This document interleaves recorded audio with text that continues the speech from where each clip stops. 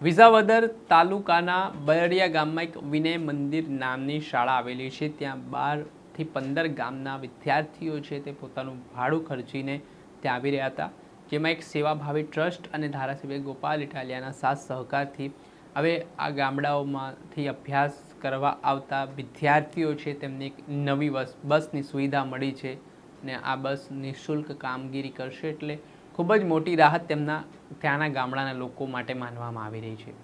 વિગતે વાત કરીએ કોણે આ વિચાર મૂક્યો, શું કામ મૂક્યો। વૈષ્ણવજન તો તેને કહીએ જે પીડ પરાઈ જાનાને રે। દર્શક મિત્રો, નવજીવન ન્યૂઝમાં આપનું સ્વાગત છે। હું છું ફૈઝાન। વાત કરીએ તો જૂનાગઢ જિલ્લાના વિસાવદર તાલુકાના બરડિયા ગામમાં એક વિનય મંદિર સ્કૂલ આવેલી છે।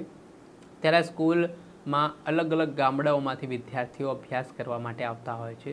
12 થી 15 અંદાજિત ગામડાના વિદ્યાર્થીઓ છે તે પોતાના ખર્ચે ભાડું ખર્ચીને અહીંયા અભ્યાસ કરવા માટે આવતા હતા, પરંતુ એક સેવાભાવી ટ્રસ્ટ અને ધારાસભ્ય ગોપાલ ઇટાલિયાના સાથ સહકારથી વિદ્યાર્થીઓની સમસ્યાનું કાયમી નિરાકરણ લાવવા માટે એક નવી બસ છે તે વિદ્યાર્થીઓ માટે ખરીદી લેવામાં આવી, જેના કારણે વિદ્યાર્થીઓ સહેલાઈથી પોતાનો અભ્યાસ કરી શકે, સાથે જ તેમને ભાડું પણ ન ખર્ચવું પડે તેવી જવાબદારીના ભાગરૂપે એ સેવાભાવી ટ્રસ્ટ અને ધારાસભ્ય ગોપાલ ઇટાલિયાએ 1 લાખ રૂપિયાનું જે દાન આપ્યું તેમના પગારમાંથી, તે બાદ આ બસની સુવિધા છે તે ગામડાના લોકોને પ્રાપ્ત થઈ છે। તેના કારણે એ ગામડાના વિદ્યાર્થીઓના ચહેરા ઉપર હરખ પણ જોવા મળ્યો। પહેલાં એ વિડીયો સામે આવ્યો છે, શું કહી રહ્યા છે તે જે ટ્રસ્ટના વ્યક્તિ છે તેઓ તે સાંભળો। નમસ્કાર મિત્રો, મારું નામ મનીષ વઘાસિયા, ગામ બરડિયા, તાલુકો વિસાવદર, જિલ્લો જુનાગઢ। આજ રોજ વિનય મંદિર હાઈસ્કૂલ જે સરકારી સ્કૂલ છે એમાં લોકોના ફાળાથી તેમજ આપણા ધારાસભ્ય વિસાવદર તાલુકાના ધારાસભ્ય ગોપાલભાઈ ઇટાલિયાના 1 લાખના સહયોગ અને બાકી ઘટતી રકમ ટ્રસ્ટી મંડળ તેમજ શિક્ષકો દ્વારા આજે આ બસ પરચેઝ કરવામાં આવી છે। અમારા ગામમાં આજે આજુબાજુના 10-12 ગામના વિદ્યાર્થીઓ જે આવે છે તેને સારી સુવિધા અને ફ્રી સુવિધા મળે એ અંતર્ગત આજે આ બસ ચાલુ કરી છે।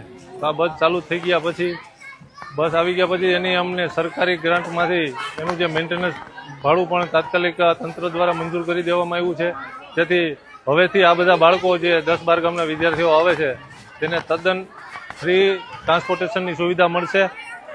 આ બધા બાળકો એવા છે જે પેલા વાનમાં આવતા અને દર મહિને 600-800 રૂપિયા ભાડું દેવું પડતું હતું, હવે તદ્દન ફ્રી આપશે અને એક નક્કી કર્યું છે કે ભાઈ એ ફ્રી એટલે 1 રૂપિયા પર ડેના ભાડાથી આપણે બધા બાળકોને ટ્રાન્સપોર્ટેશન સુવિધા પૂરી પાડશું।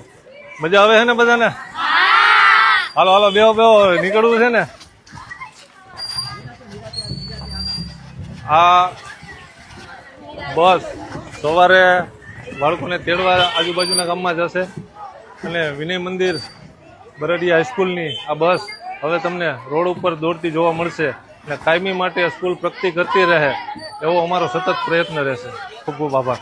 આ સમસ્યાને લઈને જે ટ્રસ્ટગણ વતી મનીષભાઈ વઘાસિયા નામના વ્યક્તિ જે તમને વિડીયોમાં જોવા મળ્યા, તેમણે ધારાસભ્ય ગોપાલ ઇટાલિયાને આ બાબતે રજૂઆત કરી હતી અને ત્યારબાદ રજૂઆત થયા પછી આ બાબતે હકારાત્મક નિર્ણય કરવામાં આવ્યો અને વિદ્યાર્થીઓને શાળામાં કોઈ પણ કનડગત ના ઊભી થાય તે માટે બસની વ્યવસ્થા છે તે ગામડે ગામડે બાળકોને જઈને બસ લેવા જશે ને ત્યારબાદ મૂકવા પણ જશે તેવી વ્યવસ્થા ઊભી કરવામાં આવતા ત્યારે એક ખૂબ જ સરાહનીય કામગીરી છે તે કરવામાં આવ્યું હોય ટ્રસ્ટ અને ધારાસભ્ય વતી તેવું કહેવાય રહ્યું છે।